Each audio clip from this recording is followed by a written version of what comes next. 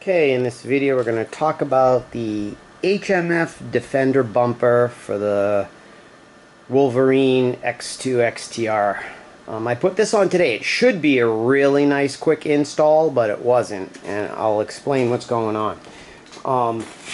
First of all, the first two screws that they want you to do, or bolts, is there is a metal tab on each corner. You take out the factory bolt under here and you use their M6 bolts and washers and a spacer, and you're supposed to put it through there and tighten it into the factory hole. So the problem was that the HMF tabs were in a little bit compared to where the holes are. So you could get one side in, but then the other hole would be way off. Now, I can't blame this on HMF because Yamaha's, I guess, specifications, or whatever you want to call it, tolerances, are usually everything has an oval-shaped hole to make up for the bad tolerances. So I don't know whether the original Wolverine that HMF used was a different size than this one. But I have read other people online say that those tabs did not line up. I didn't want to start trying to bend the tab and cause any stress and break the coating or break through the coating. So what I did was, instead of using the M6 20mm bolts that it came with, I changed to 25mm long M6s, which let me wiggle them a little, and I just pulled on the bumper really hard, got them started a little. It left play in the bumper. I got each side barely started with the threads, and then as they went in, it just stretched. Either it stretched the Yamaha frame piece in there in the right direction, or it stretched this tab in the right direction, but they ended up going in. When you initially put them in, you have to leave them loose. Once I had the two of these just started thread-wise, I came over to the middle section of the bumper, and I have some little Stanley plastic sawhorses that just happen to fit under here perfectly to hold it up. Now, the next set of bolts that they want you to do are M8s.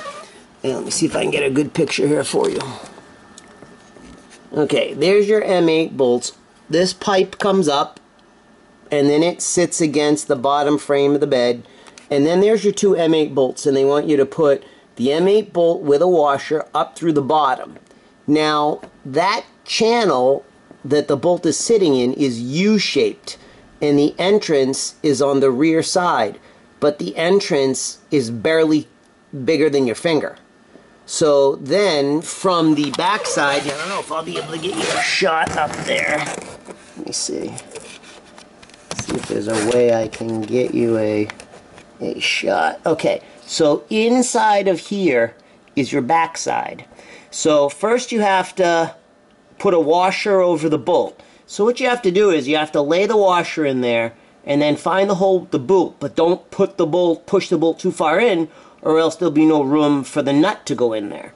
So that took some time and some practice. And once I did one side, the first side took me about a half an hour to get both of those washers and nuts on both bolts. Now, when I went over to the passenger side, since I'd already struggled it and figured out a few things, and when I say figure out a few things, it's one of those where if you just close your eyes and picture everything, you can probably get them on. So once those are started, now you need to tighten them. Well, I couldn't get any type of wrench into that top area to hold the top nylon nut. It's not a regular nut, it's a nylon lock nut, so those only go a couple of turns, and then they need some force to really put them on. So here's what I used. I don't know how many of you are familiar with these. Okay, these little, they're like a wrench head with a 3/8 socket. So what I did was I put a little extension with the 13mm head on it, and that I just kind of like lifted, put up in there, found the nut, started twisting on the bottom with another 13mm ratchet, and that's how I tighten those side ones. I don't know how I would have done it without this. I have stubby wrenches, and they just were not short enough to fit in there. So that's how I tightened those. Other than that, the fit and finish of the bumper is really good. It tightens up. It's strong. Quality of it seems nice. It did have an HMF sticker over here, but whoever put the sticker on, it was all bubbled up and it was distorted and put on crooked, so I just threw it away. And I had read, I think it was somebody on here said they bought this bumper and the sticker was on upside down. But, you know, I'm sure HMF would rather have me have the sticker on there, but the way it was, I wasn't leaving it. So that's the installation of the HMF Defender bumper. I think it's a great bumper. And that's it. I'll see you guys later.